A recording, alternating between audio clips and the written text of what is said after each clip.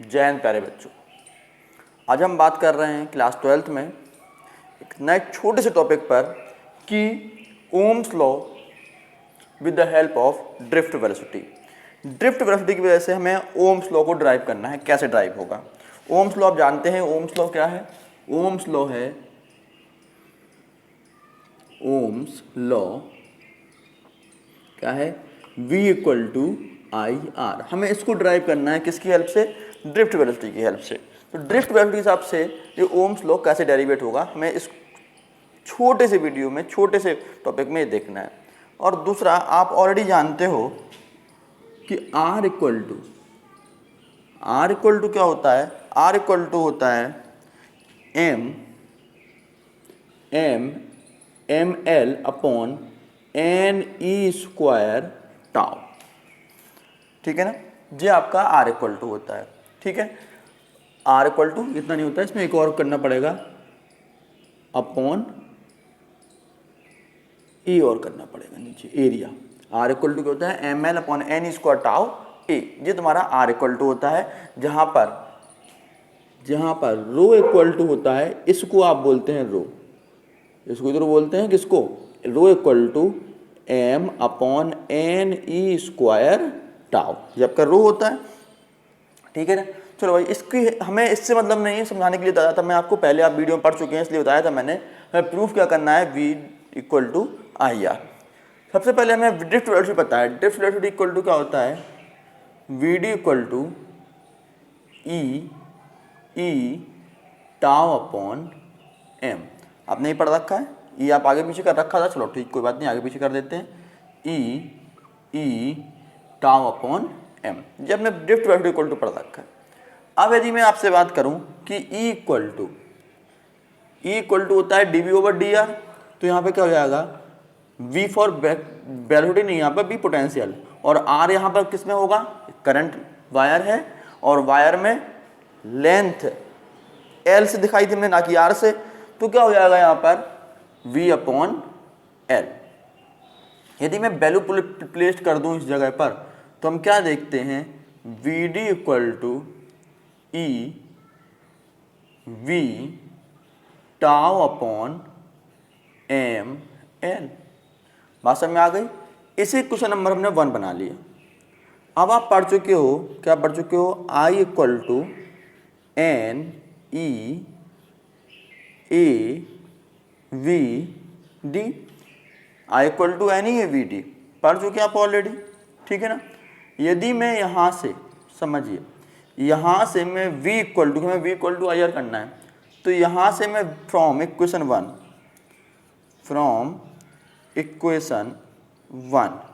One से मैं v equal to निकालूँ, तो v इक्वल टू हो जाएगा v D M L, V D M L upon E tau. v equal to निकाल दिया। अब इक्वेशन 1 से हमने v इक्वल टू निकाल दिया, V D M L upon E tau. अब देखना भाई, हमें यहाँ पता लग गया। अब आते हैं इक्वेशन 2। ये इक्वेशन 2 हो गया। इक्वेशन 2 से फ्रॉम इक्वेशन सेकंड, क्यों हमें v equal to I R लाना, तो यहाँ पे आई चाहिए। From equation second, V D equal to क्या होगा? I upon N E A, I upon N E A, ये अपॉन में आ जाएगा। Put in equation third, third में आप पुट करिए इसको। कैसे पुट करेंगे? वी डी पे, तो क्या आ जाएगा? वी भी निकल आया, V equal to I R चाहिए। ठीक है ना? I upon N E A upon, sorry M L और भी इसमें, into M L upon E tau. तो सॉल्व करते हैं अगले स्टेप पे, आपको खुद निकल आएगा कि सब कुछ हमारा हो चुका है सॉल्व। देखना भाई, v इक्वल टू कितना हो जाएगा? आई, v इक्वल टू आई, ये एन ई ए, क्योंकि जो आपको दिख रहा है अपॉन में है, ये तो अपॉन में है ना, अपॉन में है NEA, तो जो अपॉन में हो जाएगा NEA, और ई टाउ तो पहले से ही था, ई टाउ तो पहले से था, इनटू ML। ठीक है, अगले स्टेप पे देखना, ML upon NE square tau A into I को आगे पीछे थोड़ा कर दिया बस। अब देखो भाई, ये तुम्हारा किसके इक्वल हो गया, रो के, तो V इक्वल टू रो, देखो लिखा हुआ है ना M upon NE square tau, V upon rho equal to MNE square tau, तो जो रो हो जाएगा rho L upon A into I, और जे रो L अपॉन A किसके इक्वल होता है, R के इक्वल होता है, तो V equal to R into I, या फिर V equal to I R। छोटा सा डेरिवेशन ओम्स लॉ का, समझ गए होंगे आप। छोटा सा डेरिवेशन था कि हमने ओम्स लॉ को डेरिवेट कर दिया किसकी हेल्प से, ड्रिफ्ट वेलोसिटी की हेल्प से। ठीक है ना, V D equal to E tau upon M, E equal to V upon L, B की वैल्यू पुट की, इक्वेशन में 1 बना दी, I इक्वल टू एन, ये VD हम पढ़ चुके हैं। इन दोनों को कुछ मॉडिफाई किया, नहीं कैसे किया, यहाँ से V इक्वल टू निकाल दिया और यहाँ से VD इक्वल टू निकाल दिया, V इक्वल टू इतना आया और सेकंड इक्वेशन से VD इक्वल टू इतना आया, वैल्यू पुट की, और जब सॉल्व किया तो आप पढ़ चुके थे rho equal to M upon NE square tau, वो लिख दिया, और V equal to rho L upon A, उसकी वैल्यू हमें पता है कि ये R इक्वल टू होती है, 10th क्लास में पढ़ चुके हैं। वैल्यू पुट करी V इक्वल टू IR, जहाँ पर V जो potential difference of the wire of two end, I equal to current flowing through the wire, और R क्या है आपका, R या रेजिस्टेंस ऑफ अ वायर। ठीक है ना, चलिए भाई, छोटा सा डेरिवेशन कर लिया होगा आपने, समझ गए होंगे। ठीक है ना, अब आते हैं नेक्स्ट टॉपिक पर। नेक्स्ट आपका मोस्ट इंपोर्टेंट टॉपिक है और वो है आपका किरचॉफ लॉ। कौन सा लॉ, किरचॉफ। किरचॉफ एक साइंटिस्ट का नाम था। ठीक है ना, इन साइंटिस्ट ने, किरचॉफ ने 2 लॉ दिए थे। एक लॉ दिया था जंक्शन रिलेटेड लॉ और दूसरा दिया था लूप से रिलेटेड लॉ। क्या लॉ है, ठीक है ना, मैं आपको बता रहा हूँ अभी। ठीक है, किरचॉफ लॉ। किरचॉफ लॉ से पहले मैं आपको 2 छोटे सा एक टॉपिक और बताता हूँ जो आपका मोस्ट इंपोर्टेंट है, कि रजिस्टिविटी और टेम्परेचर का क्या रिलेशन है। ठीक है ना, तो नेक्स्ट टॉपिक है आपका resistivity. Resistivity relation with temperature. ठीक है ना, विद टेम्परेचर। अब रजिस्टिविटी का टेम्परेचर से याद में क्या रिलेशन है। यदि मैं आपकी बात कहूँ मेटल के लिए, फॉर मेटल, ठीक है ना, फॉर मेटल के लिए रजिस्टिविटी का क्या रिलेशन है, थोड़ा देखना बेटा। यदि मैं ग्राफ बनाऊं तो ग्राफ एक स्ट्रेट लाइन मिलेगा, ये आपका टेम्परेचर रख दिया मैंने एक्स एक्सिस पर, और वाई एक्सिस पर मैंने रजिस्टिविटी रख दिया, तो एक स्ट्रेट लाइन मिल रहा था। ठीक है ना, ठीक है। और यदि हम बात करें फॉर नॉन मेटल के लिए,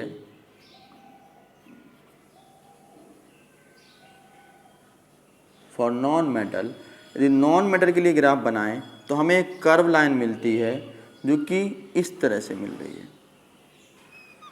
ठीक है ना, कर्व लाइन इस तरह से मिलेगी हमें। ठीक है, एक कर्व लाइन मिलेगी जो कि इस तरह, ये आपका एक्स एक्सिस हो गया, ये आपका वाई एक्सिस हो गया, रजिस्टिविटी हो गई कंटिन्यू इंक्रीजिंग ऑर्डर में, जो ओरिजिन हो गया, और ये आपका टेम्परेचर। ठीक है, इस तरह से मिलता है। अब एक क्वेश्चन आता है कि किसी मेटल को गर्म करने पर क्या होता है, किसी भी मेटल को गर्म करने पर क्या होता है। तो मैं आपको एक लाइन लिख देता हूँ, आपके जो एग्जाम में आया वो आप समझ लीजिए, क्योंकि क्वेश्चन में समझाऊंगा कैसे आता है। यदि हम गर्म करते हैं तो हीट करेंगे, हीट द मेटल। यदि हमने किसी मेटल को हीट किया तो क्या होगा, उसमें क्या होगा, अंदर कौन होंगे, एक पता है मेटल है तो अंदर क्या होंगे उसमें, सर इलेक्ट्रॉन्स होंगे। और इलेक्ट्रॉन ऐसा नहीं है कि खुले में घूम रहे होंगे, क्योंकि मेटल खुद डेंस होता है, मेटल खुद एक डेंस है। ठीक है ना, तो उसमें इलेक्ट्रॉन और बढ़ जाएंगे, पहले इलेक्ट्रॉन 10 थे अब 20 हो जाएंगे, इलेक्ट्रॉन क्वांटिटी बढ़ेगी गर्म करने पर। तो क्या होगा, maximum frequent collision, maximum frequent collision, टक्करें बढ़ जाएंगी, ठीक है, कोलाइजन बढ़ेंगी यानी कि कोलिजन बढ़ेगा, इसका मतलब ये है कि टक्कर बढ़ जाएंगी आपस में। इलेक्ट्रॉन पहले कम थे, अधिक इलेक्ट्रॉन होंगे, टक्कर बढ़ेगी, टक्कर बढ़ गई। अब टक्कर बढ़ गई तो क्या होगा, टाइम कम होगा, कौन सा, रिलैक्सेशन वाला, ठीक है ना। तो टाइम बिटवीन कोलिजन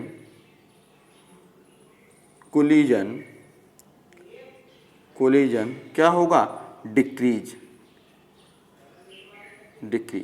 और जब टाइम डिक्रीज होगा बेटा तो कुछ और भी होगा।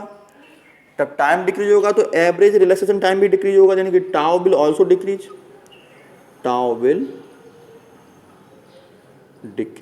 और यदि टाउ डिक्रीज होगा तो क्या होगा, ड्रिफ्ट वेलोसिटी भी कम होगी, वीडी डिक्रीज, और वीडी डिक्रीज होगी तो finally I current become decrease.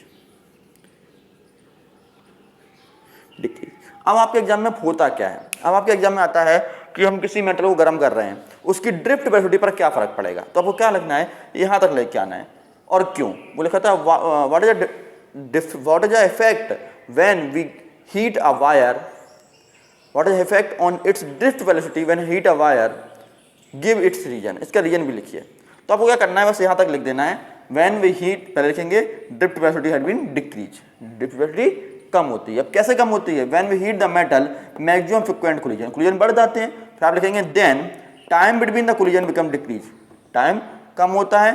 फिर आप लिखेंगे टाउ बिकम डिक्रीज, और लास्ट में लिखेंगे सो फाइनली वीडी डिक्रीज।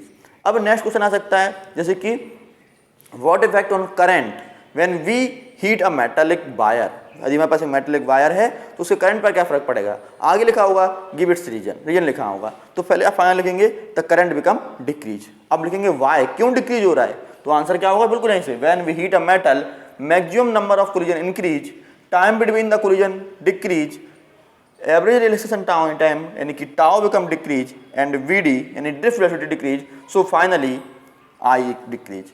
ये आपके लिए मैंने एक चार्ट सा बना दिया, जहां तक पूछा जाए वहां तक रोक दीजिए, सब पूछा जाए कि टाउ पर क्या फर्क पड़ता है, तो बस आपको यहां से तक लाना है, हीट मैंने wire heated maximum frequent collision, time between the collision decrease, and tau also decrease, खत्म कहानी, रीजन आ गया। यानी कि आपको जिस पॉइंट तक पूछा जाए, ऐसे मोस्टली ये 3 पॉइंट पूछे जाते हैं, तो जिस पॉइंट तक पूछा है ऊपर से लिखना शुरू कर देना, यहाँ तक कर देना, खत्म कहानी, ठीक है ना। तो इससे आपको क्या मिल जाएगा, एक तो मिल जाएगा कि होता क्या है गर्म करने पर वायर में होता क्या है, और दूसरा क्या मिल जाएगा, उसका रीजन भी मिल गया आपको इसमें, ठीक है। चलिए भाई, ये छोटा सा टॉपिक था जो मोस्टली 1 या 2 नंबर में पूछा जाता है कि रीजन क्या है, तो आपने वो नोट कर लिया। चाहो तो आप स्क्रीनशॉट ले लीजिए। फिर हम नेक्स्ट आते हैं आपके किरचॉफ लॉ पे, ठीक है ना। चलिए भाई, किरचॉफ लॉ क्या है आपका, उससे पहले इसको आप, अच्छा स्क्रीनशॉट लेना है, स्क्रीनशॉट लीजिए जल्दी से, स्क्रीनशॉट ले ली, डन। यदि स्क्रीनशॉट डन हो गया है तो फिर मैं आगे बढ़ूँ, आई थिंक डन हो गया होगा आपका। चलिए भाई, मैं आगे बढ़ रहा हूँ, ठीक है। चलो नेक्स्ट आपका टॉपिक है जंक्शन लॉ और नेक्स्ट है आपका topic loop law.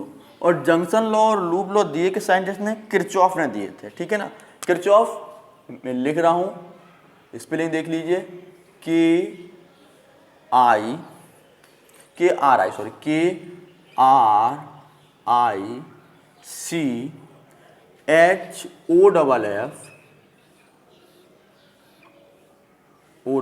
Kirchhoff's, S apostrophe S, और लॉ, किरचॉफ का लॉ, ठीक है ना। किरचॉफ एक साइंटिस्ट थे और उन्होंने 2 लॉ दिए थे, और दोनों ही लॉ इंपॉर्टेंट है आपके, क्योंकि आपको कभी रेजिस्टेंस निकालना हो, ठीक है ना, टोटल रेजिस्टेंस निकालना हो, या फिर आपको ईएमएफ निकालना हो, ठीक है, तब भी हमें जरूरत पड़ती है कि मान लो इस सेल का ईएमएफ कितना है, ये हम जानते हैं किसे कहते हैं, पता ऑलरेडी था, इलेक्ट्रोमोटिव फोर्स कितना है, 1.5 वोल्ट है, 2 वोल्ट है, 5 वोल्ट है, 10 वोल्ट है, या फिर कितना ही वोल्ट है, ठीक है ना। तो उसको आपको निकालना होगा। तो किरचॉफ ने 2 लॉ दिए थे। पहला लॉ था किरचॉफ का नंबर 1, इसको हम शॉर्ट में बोलते हैं कि JL, और नंबर 2 था आपका, मैं भी इसका डिटेल बताऊंगा, दूसरा है KLL। अब आते हैं KGL का शॉर्ट में आपने पढ़ लिया बहुत से, क्योंकि बहुत से लोग शॉर्ट में पढ़ते हैं। इसका फुल फॉर्म है Kirchhoff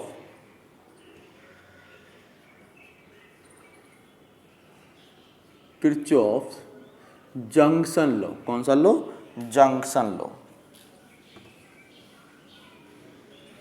junction law, Kirchhoff junction law. और दूसरा है आपका और KLL, एल क्या होता है? Loop law. Kirchhoff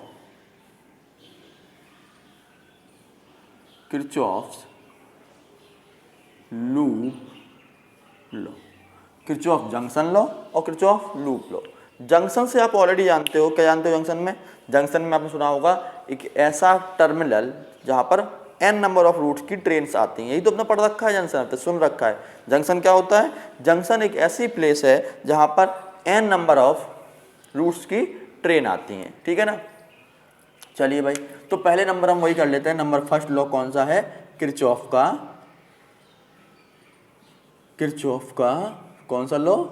junction law. अभी नोट भी कर दूंगा, किरचॉफ समझाऊंगा पहले। अभी Kirchhoff junction law. Kirchhoff junction law क्या है बेटा? देखना, किरचॉफ ने कहा है किसी जंक्शन पर टोटल एंटरिंग करंट किसके इक्वल होता है? टोटल एग्जिट करंट के इक्वल होता है। यदि मैं कह दूं कि एक जंक्शन है जे वाला, और यहाँ पर करंट एंटरिंग है और कुछ करंट एग्जिट भी है। चलिए भाई, मैं कहता हूँ 3 एम्पियर करंट आ रहा है, 3I करंट आ रहा है, यहाँ पर आ रहा है 4I, यहाँ पर आ रहा है 5I, और यहाँ से जा रहा है 2I। तो यहाँ से जा रहा है कितना बताना है? यहाँ से आ रहा है 15I और यहाँ से जा रहा है 20I। देखो भाई, अब देखना, इस जंक्शन पर मैं छोटा कर देता हूँ, आपको 2I कर देता हूँ इसको, ठीक है, 20 नहीं कर रहा, 2I कर देता हूँ और इसको 1I कर देता हूँ, कहला 1I। अब ठीक है ना, कैलकुलेशन सक्सेसफुल हो जाइए आपके। अब इस जंक्शन पर टोटल एंटरिंग करंट कौन सा है? एक तो एंटरिंग करंट जे, दूसरा एंटरिंग करंट जे, तीसरा एंटरिंग करंट जे। डन। कितना एंटरिंग करंट हो रहा है? 4 + 3 7 और 8, ठीक है ना। तो आपसे पूछा गया है कि यहाँ पर जो करंट जो आ रहा है जा रहा है वो कितनी वैल्यू होगी, ठीक है ना, ये पूछा गया है। तो 4 एंटर कर रहा है, 3 एंटर कर रहा है और 1, तो 4 और 4 8 एंटर हो रहा है, ठीक है ना। तो एंटरिंग करंट कितना है? 8I। और लीविंग करंट कितना है? 5 6 7 8 9। ये एंटर कर रहा है, अंदर आ रहा है जंक्शन की तरफ, और जा कितना रहा है? जाने वाला है 9I 5 6 7 8 9। अब पूछा गया है कि जे करंट की वैल्यू कितनी है? तो कुछ जंक्शन लॉ कहता है कहीं पर भी आने वाला करंट और जाने वाला करंट हमेशा बराबर होता है, यानी इससे कितना होगा? 1I होगा, ठीक है ना। अब देखो भाई, चेक कर लेते हैं। 3 और 4 7 8 और 1 9, 9 एंटर कर रहा है, 9I कितना कर रहा है? एंटर कर रहा है, ठीक है। 9I क्या कर रहा है? एंटर कर रहा है। और एग्जिट कितना? लीव कितना कर रहा है? 5 6 7 8 9, 9I लीव कर रहा है, यानी कि ये है आपका किरचॉफ लॉ। किसी जंक्शन, यदि इस ए जंक्शन की बात करें, किसी जंक्शन पर आने वाले करंट का एल्जेब्रिक सम, आने वाले करंट का sum, algebraic sum simple sum is equal to जाने वाले करंट का सम। या फिर दूसरे वर्ड्स में कहें, किसी जंक्शन पर टोटल करंट की वैल्यू 0 होती है। कितनी 0 होती है? सर 7 9 आ रहा है, सॉरी 9 एंटरिंग हो रहा है और 9 लीव कर रहा है, तो कितना हो गया? टोटल 0, ठीक है ना। तो चलिए अब समझ में आ गया हो आपको कि आने वाला करंट और जाने वाला करंट हमेशा बराबर होता है, और इस पर नेट करंट कितना होगा? 0। In a junction sum of current entering the junction is equal to in a junction,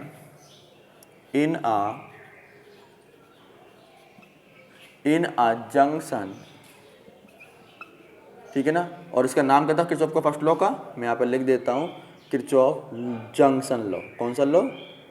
junction law. First law कौन सा किरचॉफ का? Junction law. अब जंक्शन लॉ में लिख रहा हूँ यहाँ से, इन अ जंक्शन, किसी जंक्शन पर, द सम किसका सम?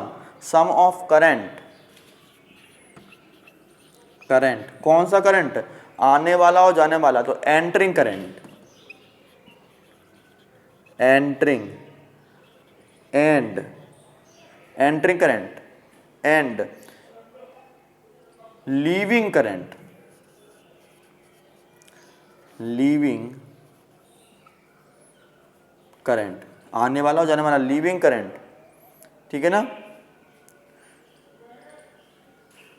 इज इक्वल, बात समझ में आ गई।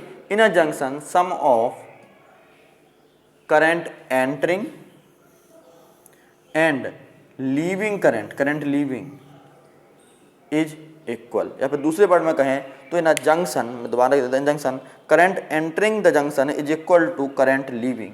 In a junction current entering, मैंने दूसरे वर्ड में जो एनसीईआरटी की लाइन है वही लिख देता हूं, in a junction sum of current, sum of current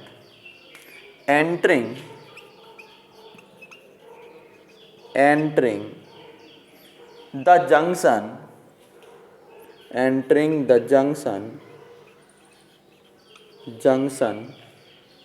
is equal